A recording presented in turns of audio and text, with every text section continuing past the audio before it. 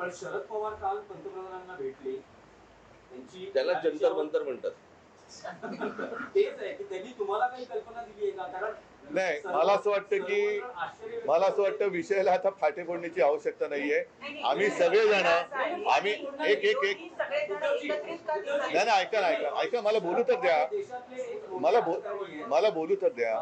माझं म्हणणं काय आहे की जसं आज मी आणि राजा एकत्र आलेलोच आहोत, त्याच्या आधी सुद्धा मी सगळ्यांना आवाहन केलेलं आहे की ज्यांना देशाच्या भविष्याविषयी चिंता आहे.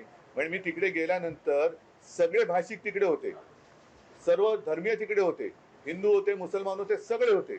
आता ज्यांना देशाचं, कारण हा देश जर का आपला आहे तर देशाच्या भविष्याची ज्यांना चिंता आहे त्यांनी पंतप्रधानांना भेटून त्यांची एक चिंता व्यक्त केली असेल तर मला माहिती नाही. तर त्यांनी मुलांना भेटायचं, ते परवा तिकडे गेले होते.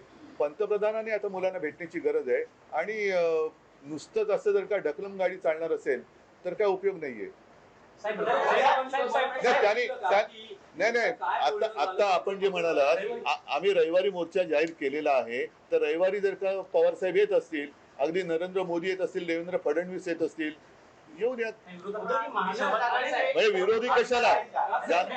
एक फक्त विषय आहे की तुम्ही मोर्चाचं रूट सांगितलं, पण वेळ काय आहे, किती वाजता? सकाळी 10ची जमायची वेळ आहे.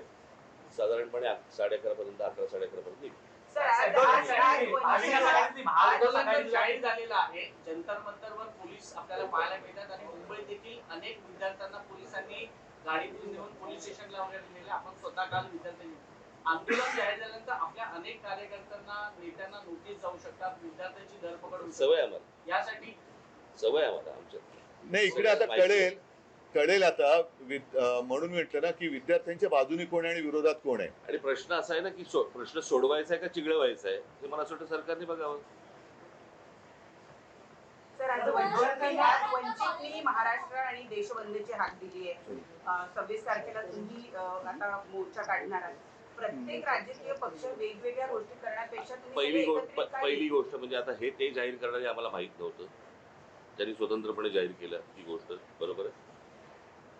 आम्ही देखील जे काही, ज्याला मोर्चा म्हणा किंवा काही म्हणा, या सगळ्या गोष्टी करताना तिथे आमचे राजकीय पक्षाचे झेंडे नसणार. कळलं का? तिथे जर कुठचे झेंडे असतील तर ते फक्त तिरंगे असतील, देशाचा झेंडा असेल. बाकी कुठचेही राजकीय पक्षाचे झेंडे त्या सगळ्या अख्यामध्ये कुठेही नसणार.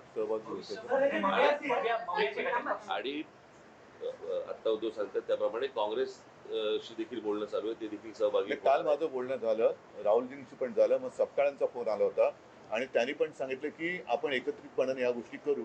आता हे आम्ही परवाच्या मोर्चाची घोषणा तर केलेली आहे. आता त्यांना सुद्धा आम्ही सांगतोय सगळ्यांनीच, अगदी पवार साहेबांना असेल आणि भारतीय जनता पक्षातल्यांना सुद्धा, जे विद्यार्थ्यांचे खरे पालक आहेत, ज्यांना विद्यार्थ्यांबद्दल, तरुणांबद्दल चिंता आहे, आणि असे अनेक भाजपचे लोक आहेत की त्यांना आता असं वाटते की आपण भाजपचे समर्थक राहून गुन्हा केला, ते सगळेजण या मोर्चात सहभागी होऊ शकतात.